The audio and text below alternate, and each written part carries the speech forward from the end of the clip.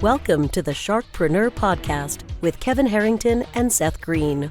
Kevin Harrington is the inventor of the infomercial, one of the original sharks from the hit TV show Shark Tank, and has generated over $5 billion in TV and digital direct response sales. Seth Greene is the world's first trusted authority on cutting-edge direct response marketing, a best-selling author, and the only 3-time Marketer of the Year nominee. On the podcast, Kevin and Seth interview sharkpreneurs who share straight talk on what it takes to explode your business. 49 faces looked to him in triumph. Over the last 12 months, they had each taken turns and promoted his business for a week at a time, driving over $987,342 in revenue. What if you had a network of 50 centers of influence who promoted your business every week for a year? Grab your copy of the #1 Amazon best-selling book, The Ultimate Guide to Growing Your Business with a Podcast, at 33% off the Amazon price by going to ultimatepodcastbook.com. Again, that website for 33% off the Amazon price is ultimatepodcastbook.com. Welcome to the podcast. This is your host, Seth Greene. Today, I've got the good fortune to be interviewing Kevin Kaufman from Kaufman and McPherson. He is an attorney in West Virginia, helping West Virginians across the state in cases involving auto, truck, motorcycle, workplace, product liability, and other serious injury claims. Kevin, thank you so much for joining us. Well, thank you, Seth. I'm happy to do this. I'm looking forward to our conversation. As am I. So let's go back in time just a little bit. What inspired you to go to law school in the first place? You know, I can't really answer that question because I can't remember not thinking that I was going to be a lawyer. As early as I can remember in my childhood, I just intended to become a lawyer someday. That's incredible. Was it in your blood? Was anyone else in the family an attorney? No. I'm the first attorney on either side of the family that I'm aware of. Okay, well, congratulations. Oh, so you always wanted to be a lawyer. Did you originally start out in personal injury? No. I've had a circuitous path to end up where I am now. Actually, my first job out of law school was with Columbia Gas Transmission Corporation in about a 30-lawyer law department, and I was in the section that dealt with regulatory matters, things like going over to D.C. to attend hearings for pipeline abandonments and that sort of thing. So I was with them for a short period of time, and then they split off from Columbia Gas Transmission Corporation. They split off a production arm called Columbia Natural Resources.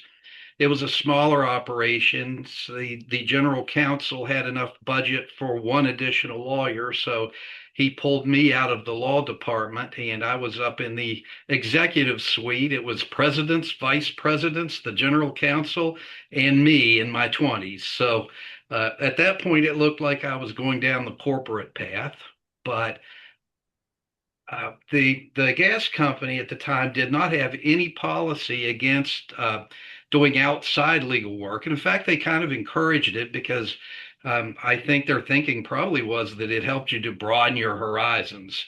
So within a couple of years of graduating from law school, I was evenings, weekends, I was helping out a buddy of mine that had started his own practice. And I found that work way more interesting than what I was doing at the big corporate law office or corporate office. So with a few $100s in savings and about 2.5 years of legal experience, I made the jump. So, well, congratulations. That took a lot of courage to do. What was it about that work that you were doing that you found so fascinating? Well, you know, there were a couple of things about it that I like, and I still wasn't doing personal injury work very much. I did a little bit, but what I found interesting was that I was working with individuals or small businesses where they had some kind of an issue they needed resolved, and I was seeing real results for real people that needed the help, and it just seemed so much more emotionally rewarding than what I was doing. Now, it wasn't as financially rewarding. It took a while for that to come, but I just felt like I was helping real people, small businesses, people whose whose lives were positively impacted by the things I was able to do for them. And I just never got that feeling of satisfaction from the big the corporate world. That makes a lot of sense. And how did the transition to personal injury come about? Well, at one point, our firm down in Charleston added an attorney for the purpose of building a personal injury practice. And he built that practice. Then he left and took it out on his own, and uh, it became mine. And I was doing that alongside the other things that I was doing, which was mostly contract, corporate, commercial work. I represented a mall. That was a big part of my practice, that kind of thing. But I found myself doing more and more of the personal injury work. And when I ultimately decided about 7 years out of law school to move back home where my parents were, I I made the decision that I would build a personal injury practice. So even then, it took a little while longer because when I was starting up here in my hometown, I had very much a general practice. I was on the criminal appointment list. I was doing did a lot of deeds because my mother had a successful real estate brokerage. So I was doing a lot of deeds, lease work, a little bit of this, a little bit of that, did some divorces, was very happy when I was able to quit doing that work. Uh, and gradually as the practice built and I was able to, I got out of those other lines and we ultimately became the firm we are now, which is strictly personal injury work. And how did the partnership of Kaufman McPherson come about? Well, that's very interesting. My law partner is also my stepson. That So helps. so we have a family affair going here for a long while. My wife, who is of course my partner's mother, was our medical records assistant. And at one point, I even had a secretary in here who was my childhood babysitter. So it truly has been a family operation over the years. That is awesome. I love the connections. What are some things you've learned from helping people in crisis that like law school could never teach? Oh, I think a big part of this job is that you have to understand your clients. You have to understand the position they find themselves in. As an attorney who may have done a particular task that occurs in an injury case over and over, it may be routine to you, but I think it's really important to realize that it's not routine. It's anything but routine to our clients. It may be on the range somewhere from uncomfortable to terrifying. and and a part of the job they don't teach you in law school is that to serve your clients, one of the best things you can do for them is to reassure them, explain enough about what's going on till they realize that you've got it. You got their back. You're taking care of it. They don't need to worry. I One of the things I tell my clients early in a case is, look, you don't need to worry about this anymore. That is my job. You can just I'll need you to cooperate with me if I need you to do something, but unless and until I tell you that I need you to do something with your case, I'm taking care of it for you and you don't need to worry about it. Just sit back, let me handle it for you. I love doing it and it's not the stressor to me that it is to you. So we're both better off because I'm going to be able to resolve this for you. And they don't give you psychology lessons in law school. They don't teach you that sort of thing. But to me, it's part of the job is making your client feel comfortable with what's going on. That to me is the biggest thing they don't teach you in law school. That makes a lot of sense. I mean, you're getting calls from people on what could arguably what be one of the worst days of their lives. And you deal with it every single day, and hopefully they only, God forbid, have to deal with it once in their entire life. What are some of the most common mistakes people make when injured, before even getting to talk to you? The biggest mistake I see people make, and this is natural, eh, because they don't understand the process. They don't know what's going on. the first thing that happens is an insurance adjuster calls up and says, "Don't worry, we'll take care of everything." And the biggest mistake I see is people going too far down the path of trying to resolve this on their own without getting help. And I understand the reason because, and depending how ethical or unethical the insurance adjuster is, they can really reinforce this. But the perception is out there, I think, that there's an amount that they're just automatically going to get, and why should they give a percentage of that to a lawyer?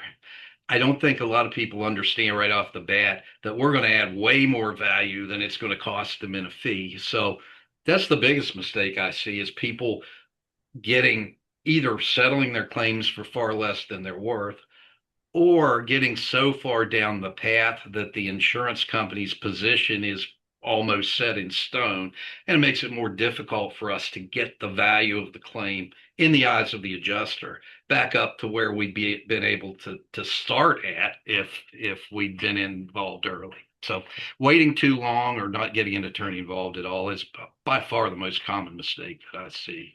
Why do insurance companies like move that quickly after an accident? And what should injured people understand about that?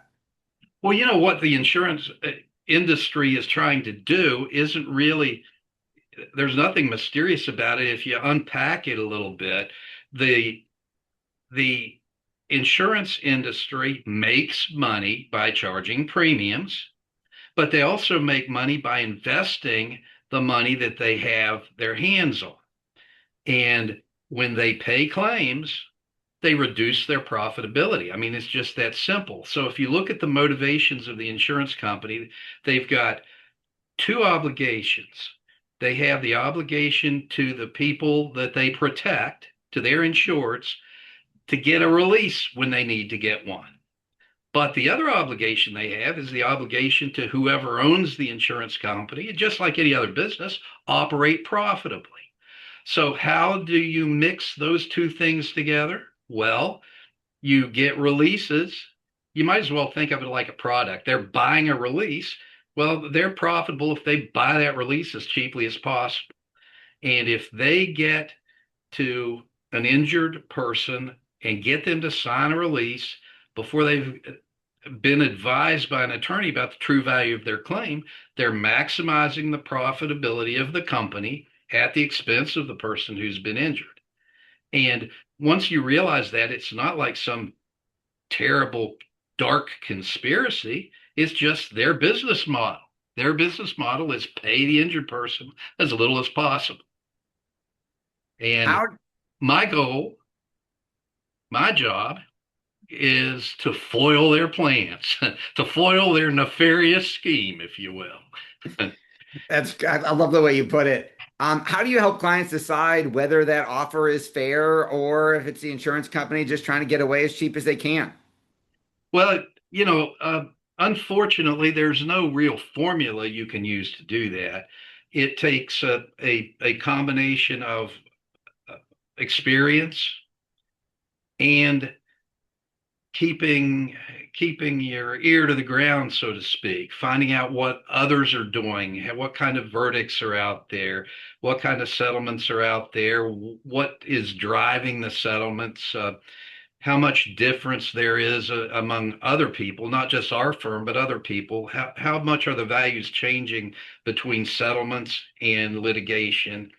You have to be able to project out what a jury's likely to do, but you also have to be able to project out what additional expenses there are in litigation to determine which way is going to maximize the value. So, the short answer is by being as well informed as you can and by having as much experience as you can accumulate. I think that's one of the reasons these days that you see that there are very few general practice attorneys, if you will, who are able to be successful in the personal injury space. You just, the way things are these days, working on criminal cases or preparing deeds or doing title searches does nothing to enhance your experience level at handling personal injury matters. That makes a lot of sense. I think I've read that why does prepping a case for trial often improve the chances of a better settlement? Well, it may seem like a sort of a contradictory thing, but when the insurance company is valuing a claim, and again, remember, valuing a claim means figuring out the cheapest way out of it. One of the things they're looking at is uh, what what is the downside to us, meaning what is the upside to the plaintiff of filing a lawsuit? If things go the plaintiff's way, what would happen to us? What could possibly happen to us? And when the adjuster is evaluating that, one of the things that they're looking at is, well, how likely is it that this particular plaintiff will go to court? Um, does this law firm know how to try a case? Am I being presented with material that shows me that they know how to get ready for trial? And that to me is the big one. If the adjuster sees that not only do you have the evidence, but you are rounding the evidence into shape to hammer them with it in a courtroom someday, then the they view their settlement cost as having gone up.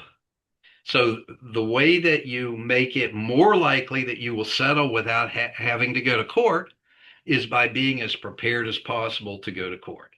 If if the adjuster perceives that the client is not ready, willing, able to go to court, they also perceive that they can settle the claim for a lower value than might otherwise be. So you get every case ready for trial, and it's a happy surprise if it settles before then. You have to walk a fine line between being like a tough advocate on behalf of your clients and managing their expectations. How do you walk that line? Well, you know, you have to be honest and upfront with your clients about what you're doing. It's like, look, I'm trying to persuade the adjuster at every opportunity of the value of the case. And when I make these arguments to them, you have to understand that I am making an argument. Unfortunately, they will not take my word as the gospel. So don't believe that everything that I say about how badly you've been injured is going to be accepted at face value by the adjusters. So everybody involved in this knows that I am not an impartial uh, judge of the facts. I am advocating for you. So I'm pushing your position pretty hard, but don't think that I'm going to be able to drag them all the way to where I'm trying to go. That's not how it works. They are advocating for their insured, and every time I push, they're trying to pull back. And you have to understand that this is how the process works. So, for example, if I think your claim is going to settle for or should settle for $50,000, I'm not going to open by asking them for $50,000 because I have no room to move. So when I ask you for authority to make a certain demand, you may rest assured that that amount I'm asking for authority is more than I think your case is worth because I have to have some wiggle room in there. And if you explain that process up front to your clients, it takes away some of the issues later. You don't have somebody coming back and say, well, you said my case was worth $100,000. No, I tried to convince the adjuster that your claim was worth $100,000, but it's not. You know it, and we talked about it. So, you just be open, honest, and upfront with your clients. Tell them what to expect, why to expect it, and then you don't run into these issues later. But you're right; you have to walk a fine line with them. They have they have to understand what you're doing, or else there are going to be problems later. How do you keep your clients informed without like overwhelming them with legal jargon? Well, you know what? That's kind of a hard question to answer because the client's expectations and desires differ so much. Some of them want to be contacted, told, explained every time something happens, and that's fine. Others say, you know what? You're a lawyer. I'm not. You know this stuff. I don't. Don't bother me with it. Do the best you can with it. Call me when you need me to make a decision that you don't feel comfortable making without me. Most people fall somewhere in that spectrum. To me, the important thing is that you need to have enough of a rapport with your clients till you know how involved they want to be, and then you make sure you keep them that involved. What has practicing across West Virginia taught you about community? Oh, you know what? We are a different kind of place here because it's almost like someone that lives hundreds of miles from here. They are still a part of my community. It's a small state. I don't know if you're a baseball fan, but perfect example of this was West Virginia was just in the College Baseball World Series. And if you saw any of the clips of the stadium there, people from all across West Virginia were together singing Take Me Home Country Roads in Omaha, Nebraska. And some of them were from Maid and some of them were from Charleston, and some of them were from Morgantown, hundreds of miles apart, but they're all just one big community. Uh, and it when you're doing personal injury law, ultimately some of these cases are going to come down to you talking to members of the community who happen to be jurors that day about what your client has experienced. And if you realize how important community is and that sense of community to West Virginians, I think it helps you do the job better. Your passion is obvious. What do you like best about what you're doing?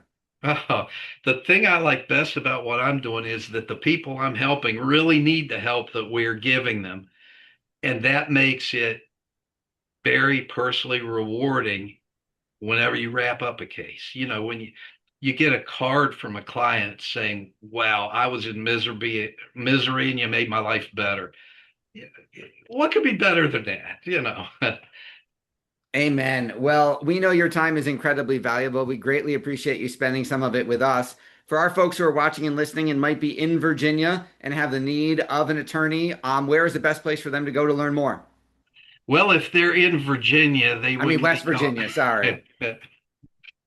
If they're in Virginia, they should call somebody in Richmond.